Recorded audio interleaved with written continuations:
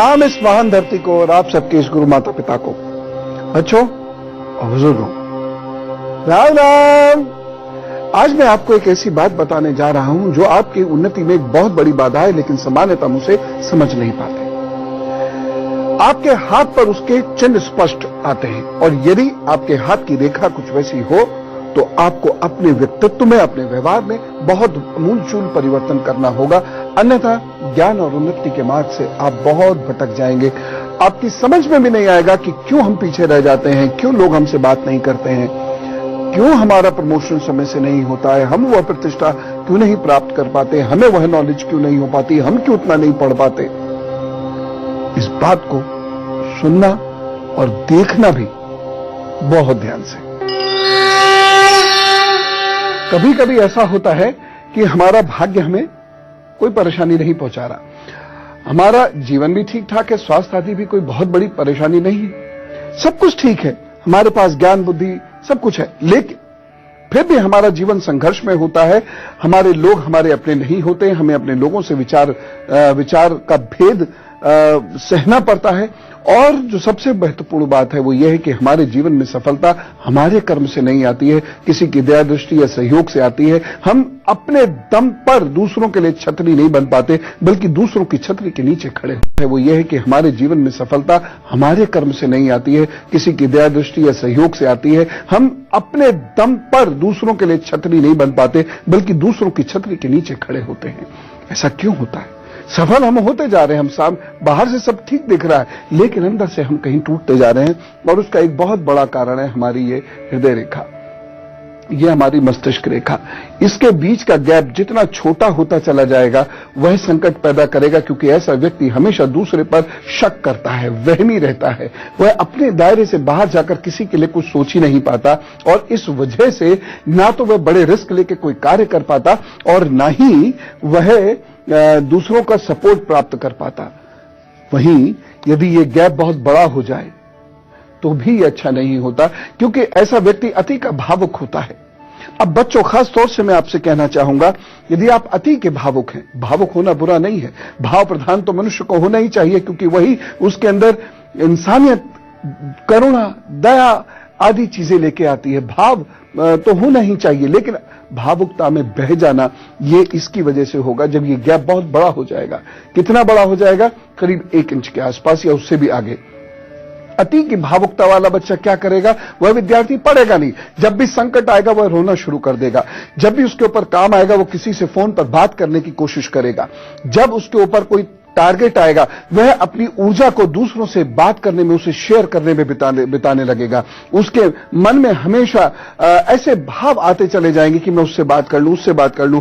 काम शुरू हुआ कि बहुत सारा काम आया तो काम से तो दूर हो गए, झाड़ू सफाई पोंछा पाछा वो सब करने में अपनी ऊर्जा वेस्ट कर दी। इसी प्रकार अजीबोगरीब कुछ ये हरकतें करने की वजह से इनके जीवन में कभी भी स्थिरता और स्थायित्व नहीं आता है। ऐसे लोगों को काम मिलेगा भी तो यह काम को किसी और चीज में उड़ा देंगे।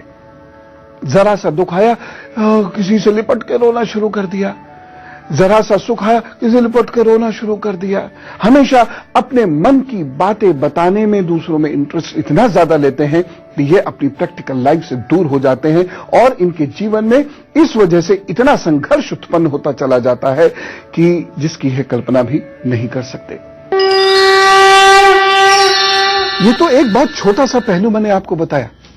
अभी आप देखिएगा कि एक एक करके किस प्रकार असफलता के रहस्यों की परतें खुलती हैं। लेकिन पहले वो जो 4 लोग आज के दिन को सफल बनाना चाहते हैं उनकी बात कर ले। मेष, वृषभ, मिथुन और कर्क। मेष राशि, वाणी के कारण कुटुंब से अनबन हो सकती है, ध्यान रखिएगा। नेत्र संबंधी समस्याओं के योग बन रहे हैं, थोड़ा अलर्ट रहें। सावधानी क्या रखनी है? धन का निवेश ना करें और ना ही किसी को इस दिन धन उधार दें, और दे दिया तो दान समझ लें। उपाय क्या करना है? शांत रहने के लिए थोड़ी देर भस्त्रिका कीजिए, और जब काम के लिए निकले या अपने घर में काम प्रारंभ करें तो जरा सा गुड़ खा लीजिएगा, मन शांत रहेगा। वृषभ राशि, इस दिन मन अच्छा रहेगा, आपका प्रसन्न रहेगा, खुशियां मिलेंगी, कार्य पूर्ण होंगे, उत्साह है, यश प्रतिष्ठा की वृद्धि भी होती दिखाई दे रही है। बस एक सावधानी, धार्मिक लोगों की कमियों को ना देखिएगा, बाकी सब ठीक है, आगे बढ़े, काम करिए। एक उपाय जरूर करना है, लाल मसूर की दाल का दान कीजिए, तो सब ठीक करेंगे। मिथुन राशि, असंतुलित व्यवहार हो सकता है जिसकी वजह से कार्य में विघ्न भी आ सकता है। मैं दिन को बहुत शुभ नहीं कह सकता, इसलिए आपको बहुत अलर्ट रहना होगा। एक सावधानी इस दिन बहुत विशेष है, शत्रुओं को नजरअंदाज मत कीजिएगा। उपाय क्या करना है, मजदूरों को लाल मिर्च का दान कीजिए। कर्क राशि, आज यात्रा के योग से लाभ दिख रहा है, भाई और मित्रों का सहयोग भी आपको प्राप्त होगा। कुल मिला के यह दिन अच्छा है, बस एक सावधानी रखनी है, आपके जो अनुचर हैं, आपके जो हेल्पिंग हैंड्स हैं, उनसे आप थोड़ा सावधान रहिएगा। उपाय क्या करना है, गरीबों को नमक का दान कीजिए, बाकी सब अच्छा हो। असफल ऐसे ही नहीं हो जाते, कहीं बहुत सारी खामियां हमारे अंदर भी होती हैं जो हमारे भाग्य को प्रभावित करती हैं। ऐसी एक और खामी सुनिए, अगर ये आपकी भाग्य मस्तिष्क रेखा ऐसे आती है, यानी यहां से यहां तक ये जुड़ी हुई है, बहुत ज्यादा जुड़ी हुई है और ऐसे करके जुड़ी हुई है, ऐसे में आप डिसीजन ले ही नहीं पा रहे हैं।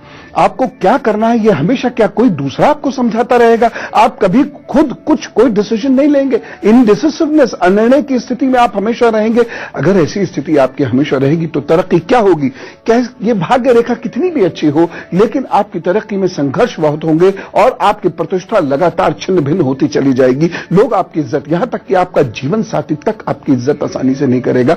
आपके बच्चे भी आपकी प्रतिष्ठा को बढ़ाएंगे नहीं, आपकी इज्जत बहुत ज्यादा नहीं करेंगे। असफलता और संघर्ष एक और खास टेंडेंसी लेके आती है, वह भी आप जरूर जान लेना बच्चों, क्योंकि जिंदगी में सफलता के लिए समझ तो बहुत आवश्यक है। वह स्टेट ऑफ माइंड यदि आपके पास नहीं है तो आप होते रहो कितने भी गुणवान, होते रहो कितने भी आप काबिल, कितने भी डिग्रीधारी आप होते रहो, कितना भी अनुभव आपके पास क्यों ना हो, जब काम करने का वक्त आएगा तब आप बिखर जाओगे, किसी का सहारा ढूंढने लगोगे। वृक्ष बनो बच्चों, लता बन के कोई जिंदगी नहीं जी सकता। अभी बताता हूं एक और खास हाथ, जिसमें यदि आपके हाथ में वह लक्षण है तो बहुत परेशानियां होती हैं।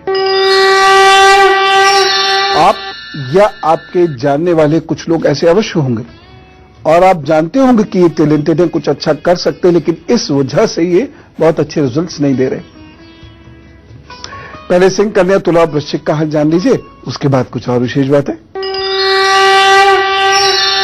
सिंह राशि, आज कार्यस्थल पर आपकी प्रशंसा होगी, समय अनुकूल है, अच्छे दिन है, उसका लाभ उठाइए। सावधानी क्या रखनी है, गंदगी मत फैलाइएगा इस दिन। और उपाय, गरीबों को सरसों के तेल का दान कीजिए, कितना भी, किसी को भी, ये आपकी सुविधा पर है, कर जरूर दीजिएगा। कन्या राशि, थोड़ा बेचैन है इस दिन मन, और रह रहकर कोई शंका उठ रही है, हो सकता है। एक सावधानी जरूर रखिएगा, जोखिम वाले कार्य इस दिन नहीं करिएगा, चाहे वह निवेश से संबंधित हो और या फिर बिजली वगैरह से, या कुछ ऐसे जो भी हो। थोड़ा सा अलर्ट भी रहिएगा, अगर करने मजबूरी हो तो अलर्ट रहिएगा और ये उपाय करिए। हरी सब्जियां बांटिए और हरी घास पर थोड़ी देर से अभी टहल लीजिए, फिर अपना काम शुरू कर दीजिए, प्रभु सब ठीक है। तुला राशि, मन इस दिन थोड़ा सा व्याकुल है, कार्य अपूर्ण रह सकते हैं और कुछ अव्यवस्था हो सकती है। अपने स्वास्थ्य का इस दिन आपको बहुत ख्याल रखना होगा, खासतौर से आपके गर्दन, पेट, सर, इसका एक सावधानी बहुत आवश्यक है। इस दिन महत्वपूर्ण कार्य ना करें तो अच्छा रहेगा। उपाय क्या करना है, ओम जयंती मंगला काली वाला पूरा मंत्र पढ़ जाइए, प्रभु सब ठीक करेंगे। वृश्चिक राशि, सुख की वृद्धि होती हुई दिख रही है, रुका हुआ धन आ सकता है, रुके हुए काम बन सकते हैं। यदि कुछ अभी तक समझ में नहीं आ रहा था पढ़ाई लिखाई में, तो वह भी समझ में आ सकता है। कोई कॉन्सेप्चुअल क्लैरिटी नहीं हो रही थी तो वो इस दिन हो सकती है, इसलिए जम के मेहनत करें। बस एक सावधानी रखें, ससुराल पक्ष से मत झगड़िएगा। उपाय क्या करने, बहन और बुआ को बाहर दीजिए, काम पर लग जाइए, सब ठीक। यही वो मन है जिसके हारे हार हो जाती है, जिसके जीते जीत हो जाती है। कुछ और समझिए, इस चीज को देखिए, हाथ का यह हिस्सा यदि चपटा है या यह हिस्सा बहुत ज्यादा गोल है, और यहां से उठा हुआ भी है, ये बहुत ज्यादा गोल है, यहां से उठा हुआ भी है, तो ऐसा व्यक्ति बहुत काल्पनिक होता है, बहुत ज्यादा भावुक होता है और हमेशा भावनाओं में रहता है। आप संत तो बन सकते हो, लेकिन ये कोशिश करो कि अच्छे प्रोफेशनल बन जाओ, वो नहीं हो सकता। ये कोशिश करो अच्छे व्यापारी बन जाओ, वो नहीं हो सकता, क्योंकि आप व्यवहारिक हो ही नहीं। आप देवता हो सकते हो, लेकिन मनुष्य होना आपके लिए बड़ा मुश्किल हो जाएगा, क्योंकि आप व्यवहारिक नहीं होगे। सोच का दायरा बहुत ऊंचा होगा। ऐसे में क्या करना है आपको? आपने सोचना ही है, आपने इतना अध्ययन करना है, इतना अनुभव बटोरना और सब दुनिया को लुटा देना है। लेकिन आप सोचो आप व्यापार कर लोगे, आप सोचो आप नौकरी कर लोगे। ये स्थिति वाले लोगों को एक चीज और रहेगी, इनको हमेशा कफ रहेगा, इनकी बोलने की जो टेंडेंसी है वो नेशनलाइज रहेगी, नाक से आवाज आएगी इनकी, और ये हमेशा कफ से, गले की परेशानियों से, सर की परेशानियों से पीड़ित रहेंगे। ये व्यक्ति वैज्ञानिक नहीं हो पाता, ये थोड़ा सा ध्यान देने की जरूरत है। इसे इसीलिए जीवन में बहुत कठोर साधना करनी पड़ती है कुछ विशेष बनने के लिए, अन्यथा ये कुछ विशेष बनने से रह जाते हैं, चाहे भाग्य कितना भी प्रबल क्यों ना हो। इसलिए मैं कहता हूं बार बार, भावुकता में बहके निर्णय न लो। राशि में बताता हूं ना कई बार, भाव व वेश में आकर कोई निर्णय मत लो, भावावेश में आकर वाहन मत चलाओ। यही है लॉजिक और रीजनिंग, तार्किक क्षमता, ये हमेशा आपके लिए रहनी चाहिए, और ये रहते हुए आप विनम्र बने रहो, ये व्यवहारिकता। बस व्यवहार को बदलना है, फिक्र मत कीजिए। धनु, मकर, कुंभ और मीन राशि का हाल सुन लीजिए। धनु राशि स्वयं को बड़ा सुरक्षित महसूस करेंगे, दिन बहुत अच्छा है, जम के अपने कार्य कीजिएगा, बस एक सावधानी रखने की जरूरत है। इस दिन भाइयों और मजदूरों से अनुचित व्यवहार मत कीजिएगा, नहीं तो आपकी प्रतिष्ठा को धक्का लग सकता है। उपाय क्या करेंगे? धर्म स्थल पर सेवा कीजिए और थोड़ी देर ध्यान में बैठिए, सांस को साध कर 5 मिनट, फिर निकल जाइए काम पर, प्रभु सब ठीक करेंगे। मकर राशि विद्यार्थियों के लिए दिन बहुत ठीक नहीं कहा जा सकता है, एकाग्रता की कमी रहेगी, एक सावधानी रखना बहुत आवश्यक है। इस दिन गरिष्ठ भोजन मत कीजिएगा, और उपाय क्या करना है? सरस्वती के बीज मंत्र इसका 5 मिनट जप कर लीजिए, फिर काम पर चलिए, प्रभु कृपा से बुद्धि अच्छे परिणाम देगी। कुंभ राशि परिवार में कुछ प्रतिकूलता महसूस करेंगे, कुछ चीजें ऐसा लगेगा ठीक नहीं है, मन नहीं लगेगा, और इस दिन आपकी जो विल पावर है ये बड़ी कमजोर है, इच्छा शक्ति बहुत अच्छी नहीं है। कोई बात नहीं, उपाय करेंगे सब ठीक हो जाएगा, ऐसा कोई दिन वेस्ट थोड़ी जाने देंगे। एक सावधानी रखिएगा, इस दिन परिवार में ज्यादा इस दिन दखलंदाजी मत कीजिए, बाकी लोग सब अपना अपना काम करते रहें, बस वो सब ठीक है। आप तो सिर्फ एक उपाय कर लीजिएगा, और उपाय क्या है? नारियल जिसमें पानी हो, जटा हो, वह मंदिर में भेंट करते हुए अपना काम शुरू करिए या अपने काम पर निकल जाइए, सब ठीक करेंगे। मीन राशि ये दिन तो बहुत अच्छा है, जोश के साथ कार्य कीजिए, आपको मित्रों का सहयोग मिलेगा। कोई व्यक्ति यदि बहुत समय से मिल नहीं पा रहे थे आप उससे, तो इस दिन उससे बात हो सकती है या उनसे मुलाकात भी हो सकती है। एक सावधानी आवश्यक है, शत्रुओं से थोड़ा सा अलर्ट रहना होगा। और उपाय क्या करेंगे? बैंगन का दान कीजिए, हम पर चलिए, प्रभु सब अच्छा करेंगे। स्वागत है ब्रेक के बाद। हमें से कुछ लोगों का जन्मदिन है, तो हम क्या करेंगे? Wish you a happy birthday. आपको जन्मदिन की बहुत ढेर सारी शुभकामनाएं, और कृपया मेरा उपहार स्वीकारिए। आपके आगे आने वाले 12 महीने कैसे बीतने वाले हैं? वैसे तो अच्छे हैं, जुलाई थोड़ा तनाव में बीत सकता है।